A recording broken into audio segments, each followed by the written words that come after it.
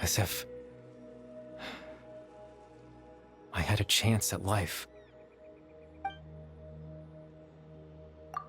So that's why I've never guessed. But is there any kind of meaning to this?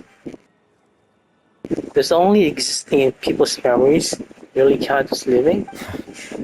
I know what you must be thinking. Why would I do something so meaningless? But I just couldn't accept it. I had to know what it would be like if I had my own life. What kind of person I would be. What other people would think of me.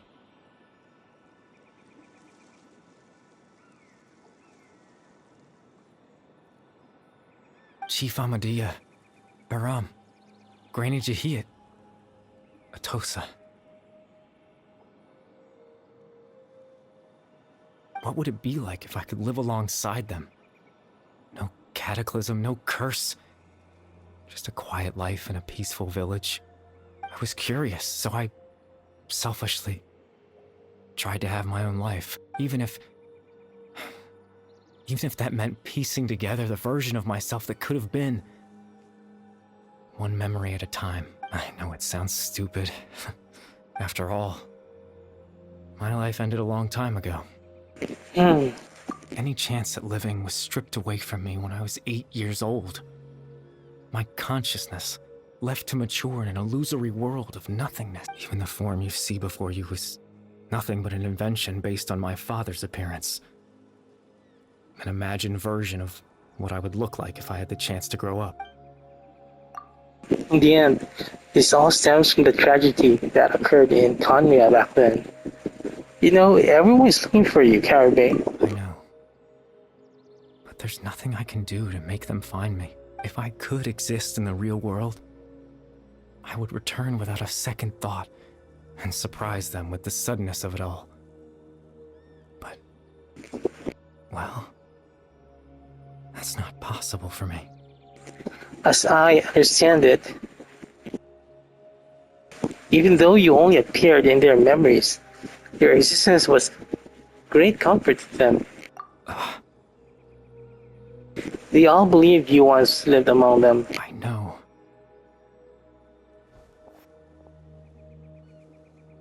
Well, now that I found you, let's continue this conversation some other time. They might still need my help, alright? Captain Dainsleif. Twilight Sword, you mean? No need to meet up with him. Things should already be settled on his end. Settled? Exactly. As someone who could only exist in people's memories, the fact that I'm able to talk to you in my consciousness like this can only mean one thing. The loom of fate has already been completed. Huh? What? The loom of fate is already complete. That means the eye of the first field dealer must have fallen into the hands of the abyss. Could something have happened to Dane? No need to worry about Captain Dainsleif. He's absolutely fine. The only reason he lost the eye was because I happened to guess exactly what he was planning. Captain Dainsleif has had the eye inside his body this whole time, hasn't he? His plan was to lure the Abyss Order to a false location, capitalizing on their pursuit of the eye in order to have the chance to confront the princess. He would then hand the eye to you and tell you to take it away from that location. That way, Captain Dainsleif could accomplish his own goal and ensure the safety of the eye all at once. A very thorough plan. But Dane never handed me the eye. That's right. Because in his mind, he had given it to you already. Wait, does that mean he gave Dane a false memory? You made him think that? When? Before you two entered that false location. Traveler, wait.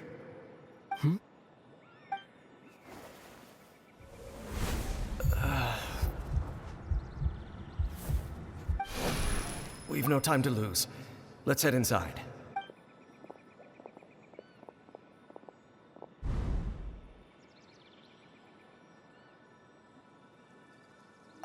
So when Dane froze up back then, it was because of this false memory that was being planted in his mind. No wonder. That was when I implanted the memory of him handing you the eye. Given the tense situation at that time, Captain Dainsleif failed to notice anything out of the ordinary, and took that memory to be real. I'm sorry, Traveler, but I needed the Loom of Fate to be completed. And to do that, we had to retrieve the eye. So Dane had the eye this whole time till the Abyss Warrior took it away. I'm not sure there's anything you could have done. Now that the Loom of Fate is complete, what are you planning to do with it? I promise I'm not trying to conceal anything from you, but I truly have no idea what the princess is planning. Tevat's ley line system is deeply entrenched in the planet. Creating new ley lines can neither replace nor extend the ones that already exist in the face of everything they could be planning. I fear I'm too insignificant to even get a glimpse of the bigger picture. In any case, I had my own use for the Loom of Fate, and my goal, at least, has been achieved. Your goal? You remember my father, don't you? Clotar Alberic. I believe you saw him in your sibling's memory, after he used the power of the Abyss to restore consciousness to my hilichurl form. I suffered from an indescribable level of mental anguish. To comfort me, my father told me a story, that this was a fairy tale world where I had to take on the form of a little monster. That story managed to dispel my fears, even if just for a moment. My goal was simple: to use the Loom of Fate in its near-completed form, when its ability to create memories was at its to implant a specific memory into the minds of the hilichurls. In that memory, I would tell them a story, just like my father did for me. It was a story of fairy tales and love.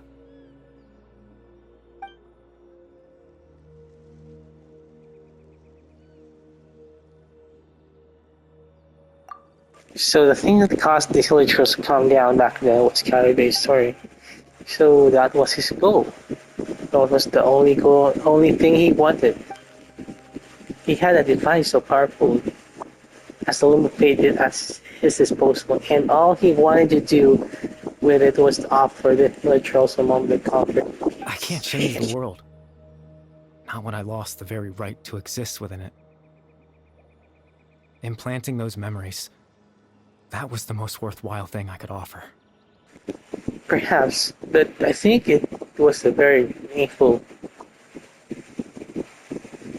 All that's left of my existence is a wisp of residual consciousness tied to the Loom of Fate. In truth, that trace of my consciousness should have dissipated long ago. But now, the bedtime story is finished. And it's finally time to rest.